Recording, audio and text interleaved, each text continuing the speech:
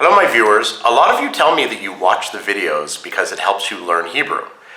I am actually taking a course with the Rosen School of Hebrew online, an advanced Hebrew course, and it's amazing. The Rosen School of Hebrew is offering my viewers 20% discount on their courses. They have courses at all levels for Israeli Modern Hebrew, Biblical Hebrew, Aramaic, Yiddish. See in the description below for a link how you too can take a course in Hebrew and learn Hebrew better than me.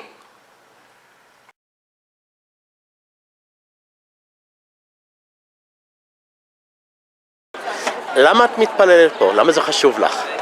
לא התפללתי, אוקיי. שמתי פתק, כי אני חושבת שאם הגעתי לירושלים, אז אפשר להגיד תודה ולבקש בקשות לשנה החדשה, לשנה הבאה. אוקיי. למה המקום הזה דווקא? האמת שבאתי כי דודה שלי במקסיקו פה, והיא רצתה לבקר את ירושלים, אז באנו במיוחד, ואני ניצלתי את ההזדמנות. זה הכל. Why is praying at the Wailing Wall important to you? You go first. I'll go first. I get a real sense of history here. Okay. And whenever I come to the Kotel, I always feel something inside me a little stronger than anywhere else in the world. Okay. Yeah, I mean, it's just being in Israel and being there. You know, it's the closest spot to where our ancestors, where we came from, and that has meaning. I mean, to me, the wall doesn't have any more meaning than praying anywhere else. But being here, you do feel the energy. Okay. Yeah. Do you pray for something specific? I don't know. You don't have to say what it is exactly, but do you, or is it just a general prayer? General for positivity. Well, there's general. I pray for specific, you know, friends, family, people that are sick, general things going on in the world sometimes. Do you know who built this wall? History was never my best subject. No? So. Or how old it is? My teachers and my parents are going to get very upset if this is on YouTube. מה המשמעות של המקום הזה בשבילך? זה כותל. כן, אבל מה... מתפללים, זה כותל, זה כיף לי. מה ההבדל בין זה ובית כנסת בחולון? זה אותו דבר. זה אותו דבר? כן. זה רק בית כנסת. כי פה לא רואים כל הזמן, בית כנסת אתה רואה כל הזמן. זה הקיר של בית המקדש. נכון, קיר, בית המקדש. אבל יש לו יותר, זה יותר חשוב מהמקום אחר או לך? לא, הוא כן, אבל... כן, חשוב מאוד, חשוב. למה אתה מתפלל בכותל? מה לא חשוב לך? הכותל הוא הדבר היקר ביותר לעם ישראל. מלפני 2000 שנה שנחרב בית המקדש, שהוא המקום היסודי של עם ישראל, אבן שואבת שלשם נשאבים כל עם ישראל, ולא רק עם ישראל אלא כל הגויים בגלות גם לבוא להתפלל שם. הכותל הוא השריד היחיד שנשאר שלם ועומדו על תילו פה מול עינינו. זה המקום שבו השכינה נמצאת. כל מי שבא להתפלל פה הוא נמצא במקום הכי קרוב להשם, לבורא העולם, ולכן אנחנו באים להתפלל בכותל. לכן יקר לנו מאוד הכותל.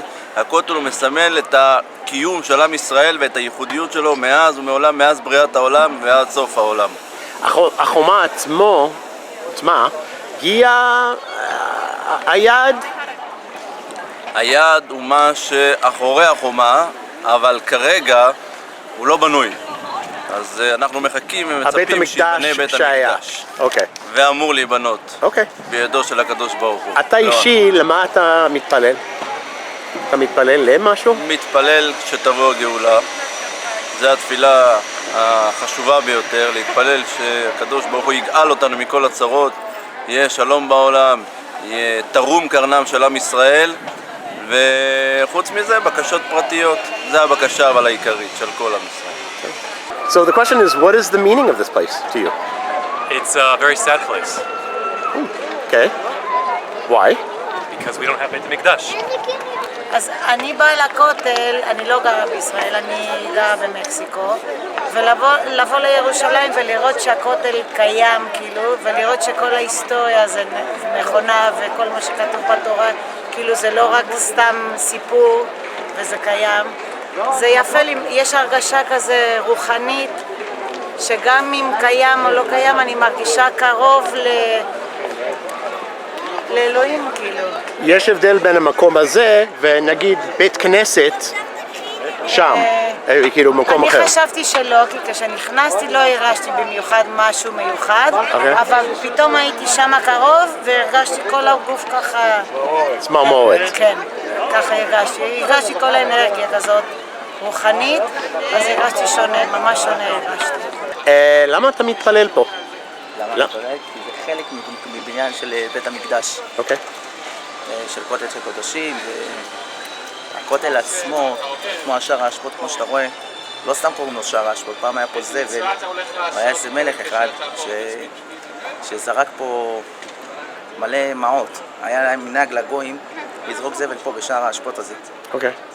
והיה איזה מלך אחד חכם, זרק מעות ואמר מי שבתוך ההשפעה הזאת יש מלא כסף. אז אתה יודע, כולם באו. כסף מטבעות או כסף של ה... מטבעות. אוקיי. אז התחילו, אתה יודע, לפנות את כל הפסולת, ואז גילו את השער הזה, שזה בעצם שער האשפות. בגלל זה גם קוראים לו שער האשפות. אוקיי. על שם אותם אשפות שהיו. אוקיי. זה מה שאני יכול להגיד לך פחות או יותר על הכותל, שזה חלק מבית המקדש, והם מקווים שיבנה בית המקדש בקרוב. אוקיי, אתה יודע מי בנה את החומה הזו? לא, אני לא יודע להגיד לך. אוקיי. אתה מתפלל בשביל משהו? למען משהו? אני מתפלל בשביל להיוושע בכל מיני דברים, בכל מיני נושאים, כי זה עדיין שריד שנשאר מבית המקדש. אוקיי. דברים פרטיים וגם כלליים יותר? כן. אוקיי. זה פחות או יותר מה שאני יכול להגיד לך, יש פה אנשים שיותר יודעים ממני, יותר טוב ממני על הכותל.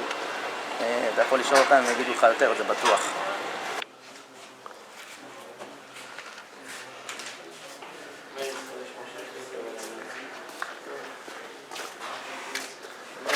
למה אתה מתפלל פה, בכותל הקטן?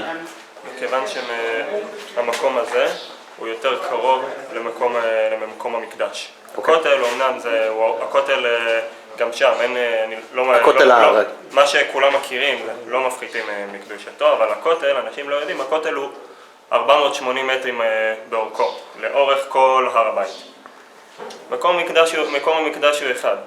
אז פה זה המקום הגלוי שהכי קרוב למקום המקדש. לכן העדיפות היא להתפלל דווקא פה. כמה שיותר קרוב, למה? בדיוק, למקום המקדש.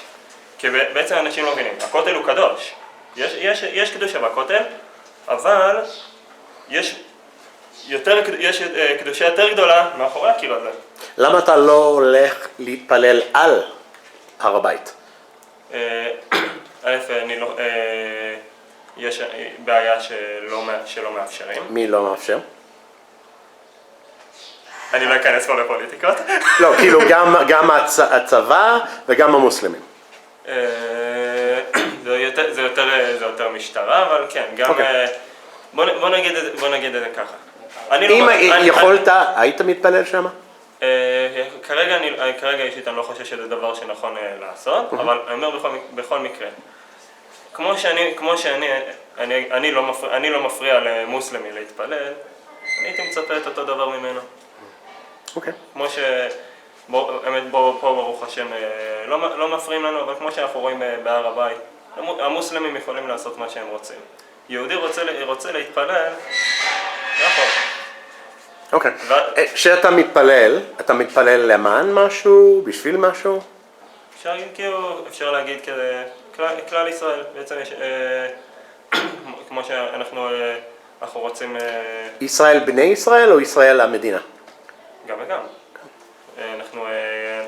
אנחנו מתפללים, יש לנו גם תפילה לשלום המדינה, גם אם אנחנו חושבים שלא הכל מושלם פה, זה עדיין מדובר בראשית צמיחת גאולתנו. אם יש משהו שהוא לא לגמרי על פי דעתי, אני לא אומר טוב, נשבור את כל הכלים.